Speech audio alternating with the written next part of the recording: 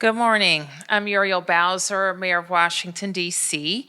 I am joined today by members of my public safety team, as well as officials from the United States Secret Service, the FBI, and the Washington Metropolitan Transit Authority.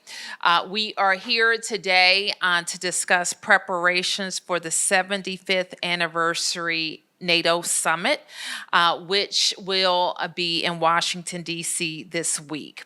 Over the past week, D.C. agencies and federal partners have been meeting to prepare for this summit, and the summit has been designated a national special security event, which means there is coordination across all levels to ensure the safety and security of the event. Of course, we have a lot of experience hosting large-scale security events in the district, and we are here to make sure that this week is a safe and smooth experience for the 37 world leaders who will be here. Chief Smith and our federal partners will say more.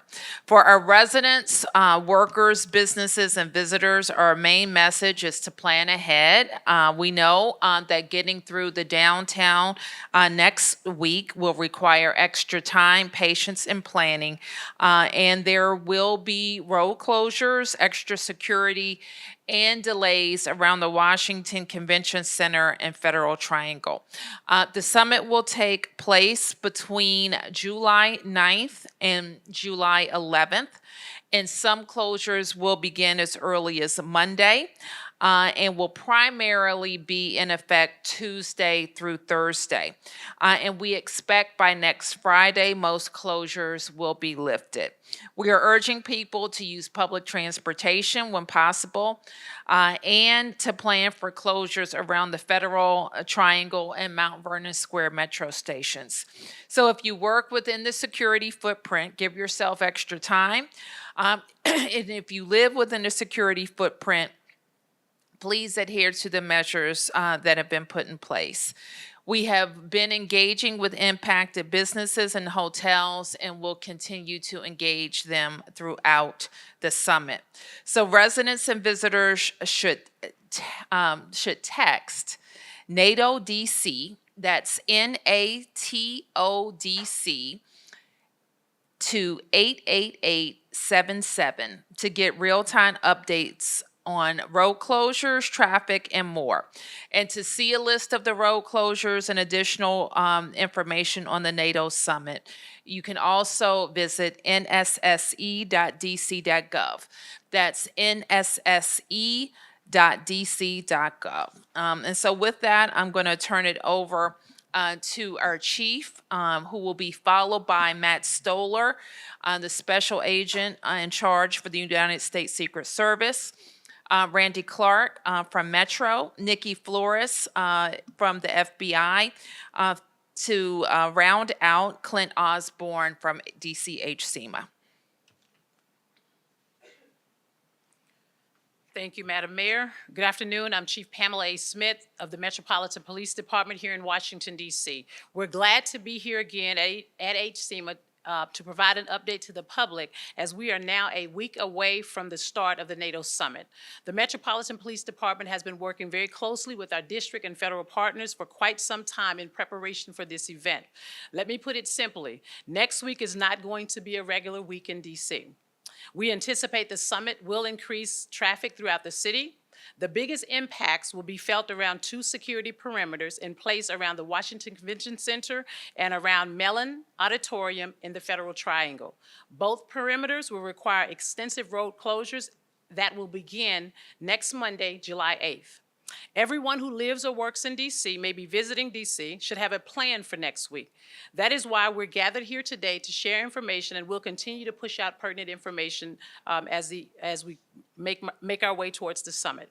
Businesses and residences within these closure zones will still be accessible by pedestrians, but will be streamlined through designated entrances. We are working to minimize these impacts while ensuring the maximum security. We are leaning on Washingtonians to do what they have done time and time again, exercise patience, and understand that these impacts are needed to keep both summit attendees, visitors, and all of our DC residents safe. We anticipate an increase in First Amendment demonstrations in our city as NATO gets underway. As always, the Metropolitan Police Department supports individuals peacefully exercising their First Amendment rights, but we will not tolerate violence of any kind, and offenders will be held accountable. I want to ensure all Washingtonians that MPD is prepared for the NATO summit, and we'll continue to work closely with our partners to ensure its security. The best resource, as the mayor has stated, the latest information for all of us today is at nsse.dc.gov. And as always, if you see something, say something. For immediate threats, call 911. For other tips, call our real-time crime center at 202-727-9099. Let me say that again, 202-727-9099, or text us anonymously at 50411. Thank you. I'll now turn it over to Special Agent in Charge, Matthew Stoller from the United States Secret Service.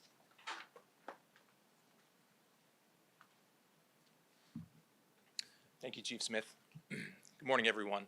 My name is Matt Stoller, and I'm the Special Agent in Charge of the U.S. Secret Service Washington Field Office.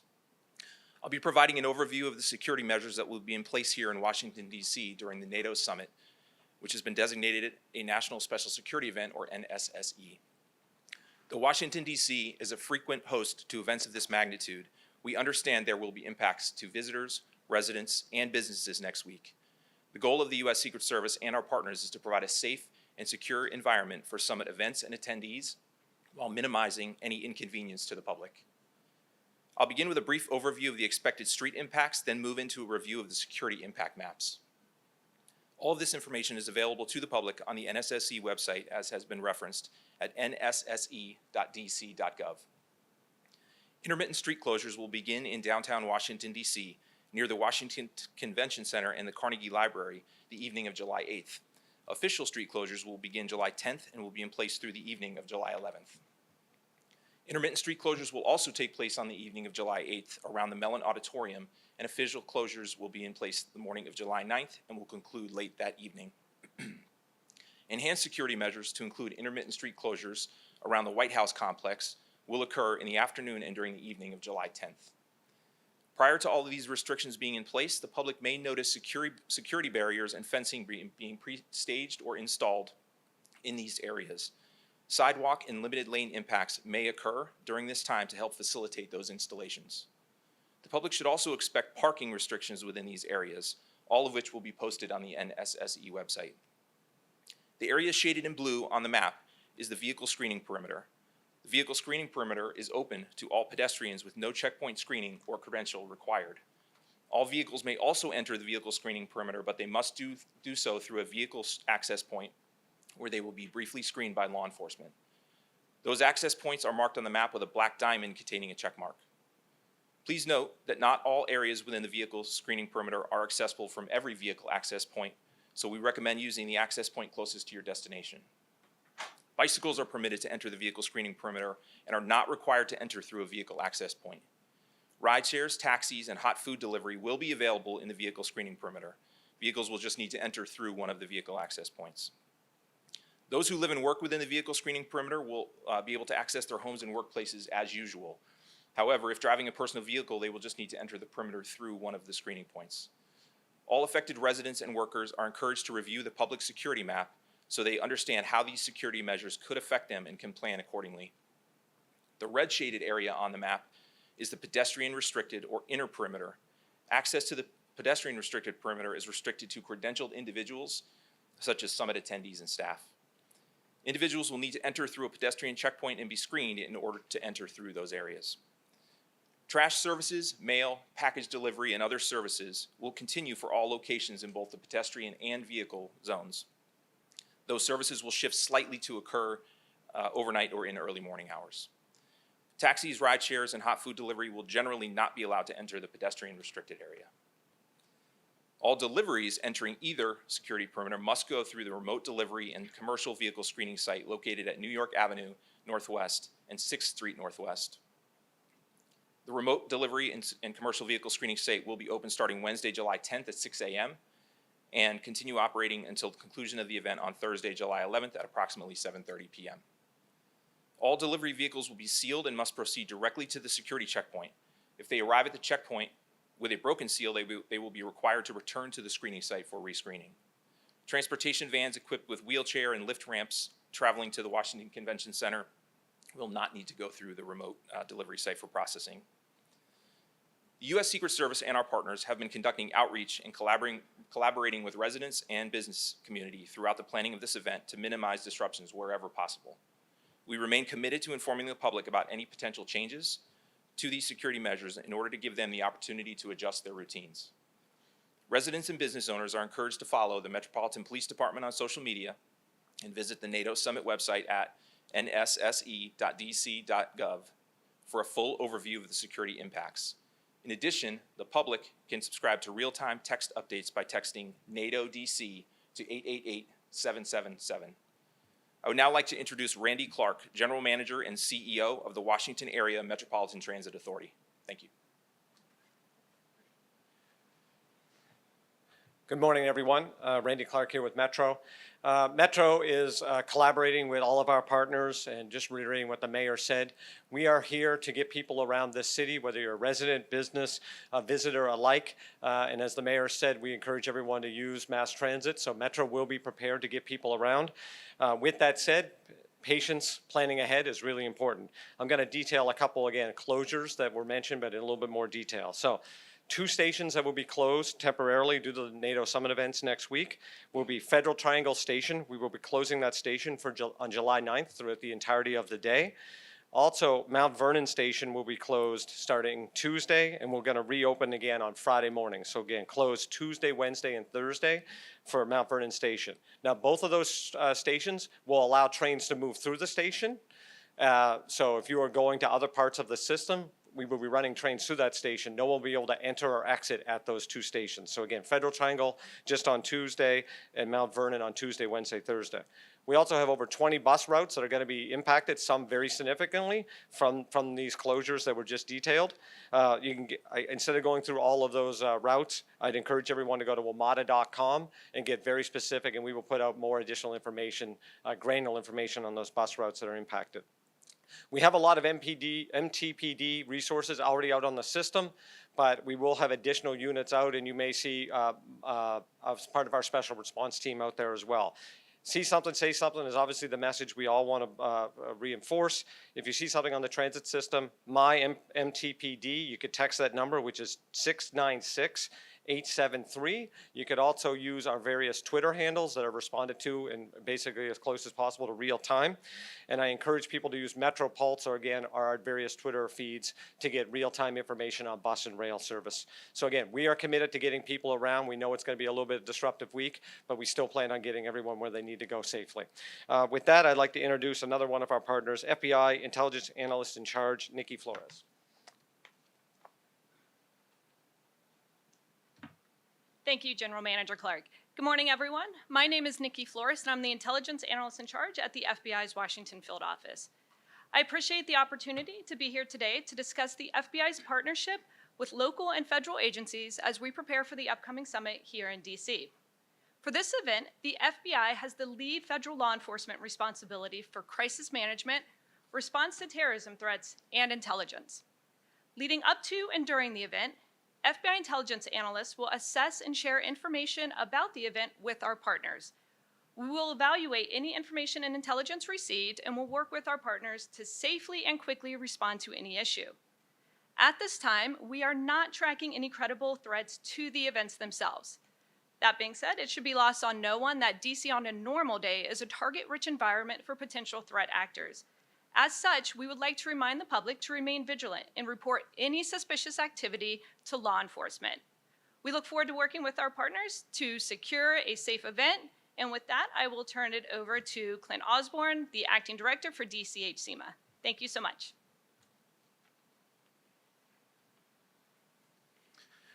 Good morning. I'm Clint Osborne, Acting Director of the DC Homeland Security and Emergency Management Agency, or HCMA. In coordination with the United States Secret Service and at the direction of Mayor Bowser, HCMA will host district, regional, and federal partners in the Emergency Operations Center from July 9th through July 11th to support a safe and secure convening of the 2024 NATO Summit. The activation of district operations centers allows for a direct flow of information between local and federal partners and a swift, coordinated response from the Bowser administration to minimize impacts to district operations. The District Joint Information Center, or JIC, will also be staffed by district and federal public information officers and to coordinate and quickly disseminate public messaging. Media inquiries relating to the 2024 NATO Summit can be sent to nsse.jic@dc.gov. That's nsse.jic@dc.gov. We have several community calls to action for this event. The first is that throughout the NSSE period, it's important you have the latest information at your fingertips. The district will use Nixle, a free opt-in text messaging service to provide the community with real-time NATO updates. Again, as the mayor said, you can text NATODC to 888-777 to sign up for free updates on public safety, street closures, weather, transit updates, and more. Notably, Nixle supplements the district's public information and warning capabilities. It does not replace Alert DC messaging or the wireless emergency alert system. The district has used Nixle for other large events such as the 59th presidential inauguration and large-scale First Amendment demonstrations, sporting events, championships, parades. So you'll be familiar with that technology. Finally, as you heard Mayor Bowser and Chief Smith mention, there are several steps you can take to prepare for the impacts associated with hosting a multi-day national special security event. The first, as General Manager Clark spoke to, use public transportation. Plan ahead for alternate routes to accommodate road closures and parking restrictions associated with summit activities. You can find a full list of closures and an interactive map again at nsse.dc.gov. Be patient. As you've heard our law enforcement partners mention, our priority is to keep everyone safe. Motorists should exercise patience, be aware of pedestrians, and travel slowly through the impacted areas. Businesses can also leverage the district's Business Emergency Operations Center for event updates and resources to support continued operations throughout the National Special Security event period. Visit hcema.dc.gov/DCBEMOC to sign up. Again, that's hcema.dc.gov/DCBEMOC to sign up.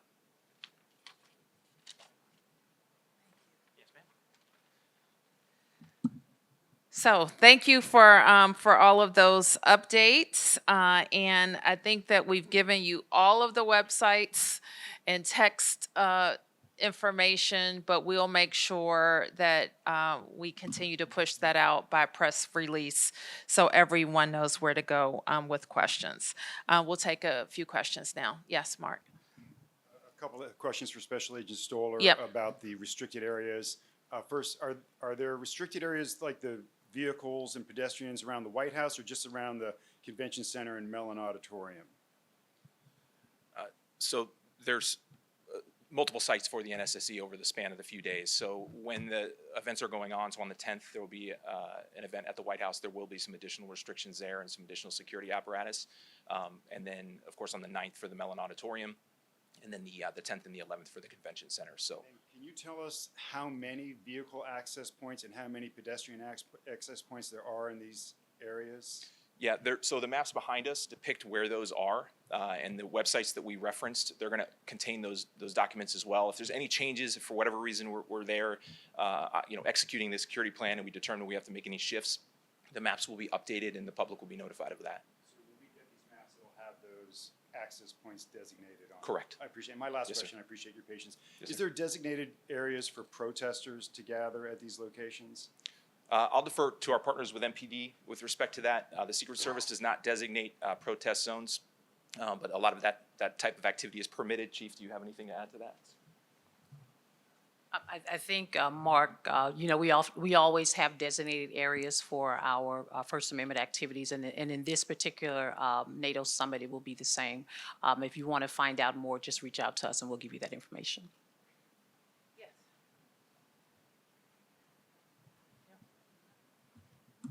Couple questions.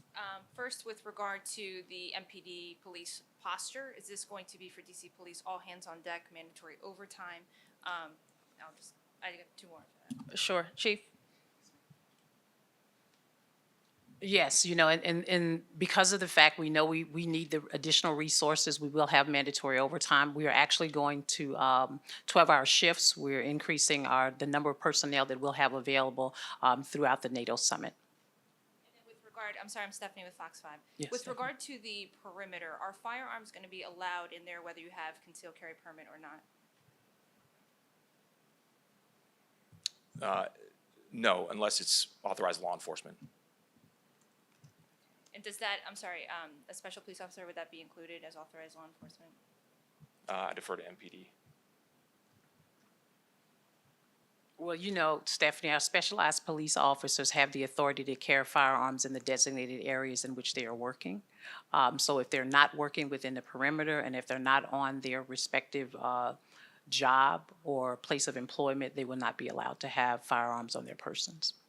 Yes, ma'am. And then with regard to the world leaders that are going to be here, what is the alert or information going to them with DC crime and how to be safe in the streets? What has been transmitted to other people across the world coming to DC?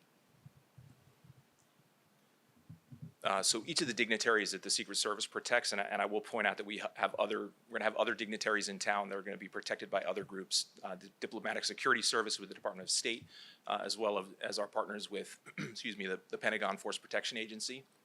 But as part of that, there's an advanced team that stood up to engage directly with the staff, also State Department protocol. So any information, any intelligence with regards to crime or just general intel is communicated to the details and communicated up to those individuals through that mechanism.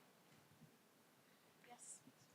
Holmes Labran with CNN. I just wanted to ask, there was mention of an increase in protests. What footprint are you expecting for this NATO summit in terms of First Amendment demonstrations? I don't know that we have the information on any permits that were requested, but we can. Do you have that? Okay, we have. Let me ask the chief, talk to you about the permits that have been requested. Yeah, we do have some permits that Answer and Code Pink and some of the others who have requested permits for this particular event. And as you know, anytime there's whether it's a NATO summit or any other type of activity here in the District of Columbia, we do allow members or individuals to exercise their First Amendment activity. One more question. What is the biggest security concern for this summit? Is it the First Amendment demonstration? Is it the lone wolf? I mean, what is the biggest security concern? I think right now as you know, and I think as the FBI stated, that we have not received any credible threats with regards to any type of concern to this NATO summit.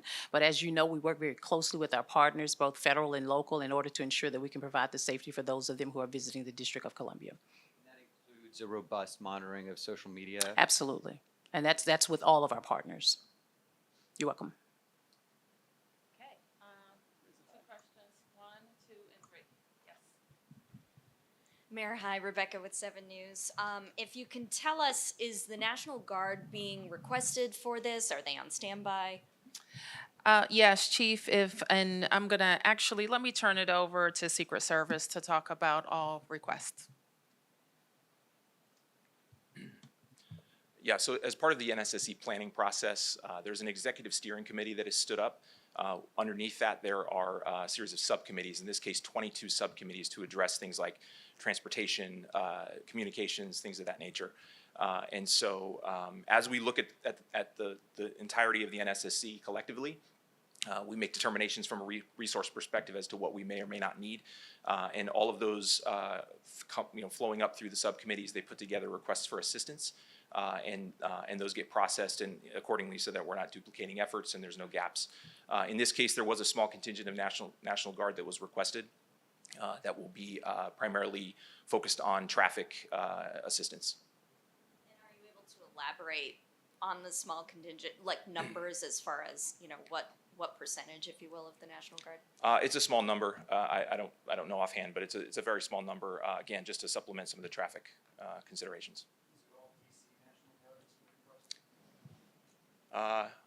No, it is not DC National Guard, correct? It is DC, I'm sorry. Yep. How about outside jurisdictions, law enforcement agencies, I will defer to MPD on that. Again, as we look at things collectively, if there's a need to surge in some capacity, those typically flow that direction. Chief. For what, ma'am? Yes, ma'am. Yes. Yeah, Trish Peterson, ABC News. Last month we had talked about rolling road closures because there's so many dignitaries going from point A to point B. Is that still the case? Will residents have to deal with rolling road closures and other street closures periodically throughout the summit? The short answer is yes. Again, there's multiple days for the NSSE. The 9th being an evening event, so you'll see things around the area of Federal Triangle. The next 2 days, primarily at the Convention Center, but also at the White House. But as mentioned, there's 32 member nations and 5 partner nations for NATO, in addition to ministers of foreign affairs and other dignitaries, and some of which will be bringing spouses. So there's going to be a lot of motorcades. There will be some hard closures, primarily around the sites, but you will see rolling closures throughout the city as the hotels and places that they're staying are kind of spread out. Hi, Jenny Gathright with the Washington Post, and this is also for you, Special Agent Stoller. You mentioned that vehicles with deliveries would be sealed. Can you explain what that means? Sure. So as you can imagine, the larger the vehicle, the more ability to store things in there, and so deliveries, sometimes those trucks can be very full. So working with partners, we have the vehicle screening checkpoint that we have uses some capabilities to screen things much more quickly. Obviously, we want to get those goods and services to the public and the businesses in those areas, and so it will be screened using this equipment, and then it will be sealed, and then they'll transit to whatever vehicle access point they need to go to. We can't set up the equipment at each of the checkpoints for the much larger vehicles, so just the larger vehicles will go to that centralized location. They'll be sealed, and then they'll go to the actual access point that they need. Sealed with like tape or like with what? I don't know exactly, but it'll be something that is tamper-proof, essentially. So if it's been tampered with, the folks at the checkpoint will know, and they'll turn them away. That centralized location that they go to first is in the blue area, in the shaded area? It's on the edge. It's New York and 6th. Yes, sir. Just real quick with the food deliveries, we have a large influx of moped delivery drivers now, many of whom do not speak English. Do we have anyone really? Oh, you can't hear me? I'm gonna try again. Okay. Do we have any sort of like liaison working with them, because there are restaurants and things that may be delivering within the area? I mean, to communicate with them the best ways to maneuver this, because I don't know, this would be top of mind for them.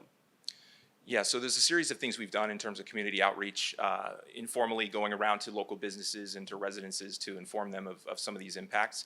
We've also had at least 2 formal settings where we met with the Advisory Neighborhood Council and other groups to discuss these types of things, so in terms of businesses that may have drivers doing that. In addition to that, the folks on the security perimeter will be armed with information as well, right? They'll have access to the websites, but they'll also have information to be able to direct folks to where they need to go, whether it be to somewhere to be screened or somewhere to just access where they need to go. The folks on that external perimeter will have that information to pass to anyone, to include those drivers. One last question. What's sort of like, for people watching this who are going to see this later, what's the most similar comparable event we've had in DC that they can kind of compare this to, and to kind of get an understanding of what they should be ready for? Probably the best thing, at least in recent history, would be the African Leaders Summit in December of 2022. The main primary site for that summit was also the Washington Convention Center for that event, and there was an event at the White House as well. I think the footprint's going to be a little bigger. There's more people that have been invited to this, more dignitaries, but that's probably the closest parallel. Okay. A few more. 1, 2, 3. Yep. Rebecca Ingram with 7 News, and following up on that, so is the primary site for this as well the Washington Convention Center? I know there's a couple of different sites, but Yes, ma'am. okay. And if you can talk about, how ready we are for this, as far as safety, as far as security, transportation, et cetera. We're very ready. We work daily with all the partners on the stage here today, as well as many, many other public safety partners every day, day in and day out. My office handles all of the protection that occurs on the Secret Service standpoint in DC and the NCR every day. So we have incredible relationships Again, the planning for this formally has been going on for about 5 months, but informally many months prior to that. So we're ready. Okay. Chief, if you can, I know we've talked a bit about demonstrations and how your department is preparing for that. The last time a summit was held here in the U.S. was in Chicago in 2012, and there were times when those demonstrations did get violent. If you can just talk about some of the precautions police are taking to make sure both protesters and police stay safe. Are they going to be ready with riot gear? Is it case by case? If you We all, as you know, anytime we have a significant increase in visitation here in the District of Columbia, specifically related to things like the NATO summit and the African summit that occurred in 2022, we are always prepared. We have a civil disturbance unit who will be prepared and on standby, but we also have other partners here in the regional area that will also support us in that space. As we've talked about, the partners that are here today will also have a team available to support us in the event we find some increase in violent behavior. As I've stated to you earlier, we promote First Amendment activities and free speech, but we will not tolerate any violence. I'm wondering, somewhat related, about the 4th of July, and if we could get the same level of detail about road closures, checkpoints, metro status. 4th of July will be here a lot sooner than the NATO summit will. Yes, happy birthday, America, this Thursday.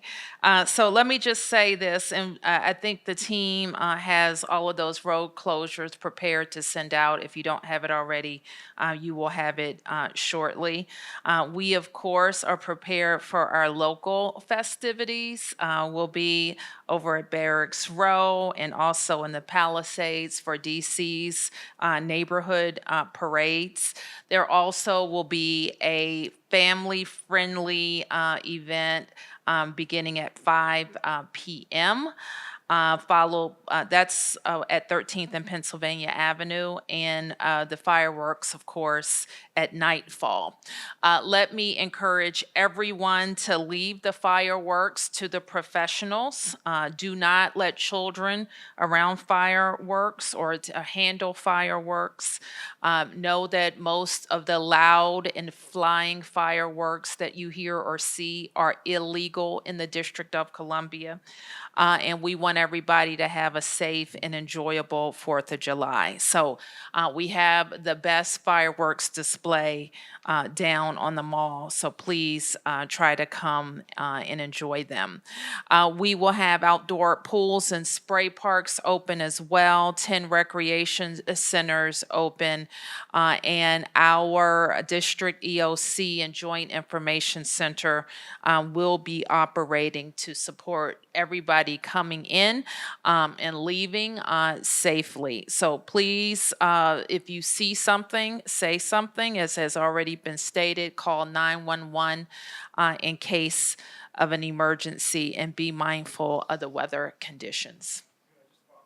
Do you know, will people have to pass through checkpoints to get onto the National Mall? Let me turn to the chief.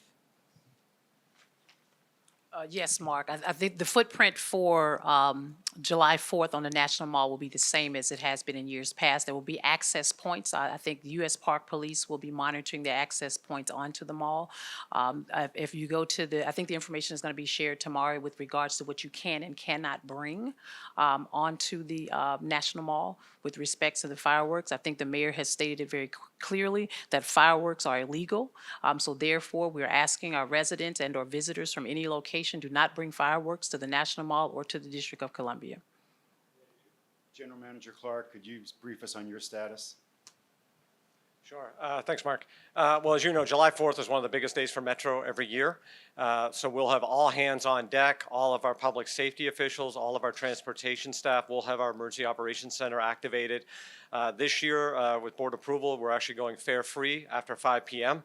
So I think we can't reiterate enough. Please use public transportation to access July 4th activities. We did that last year. It enabled a much smoother and safer egress from the event. We plan on moving hundreds of thousands of people.